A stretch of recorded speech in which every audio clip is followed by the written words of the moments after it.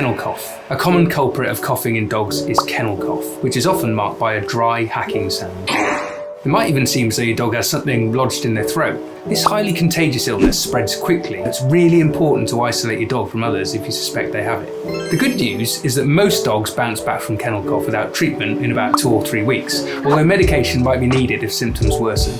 Prevention is easy, a routine vaccination. You get this as part of your Pet Health Club membership. If you found this video useful, be sure to like and follow.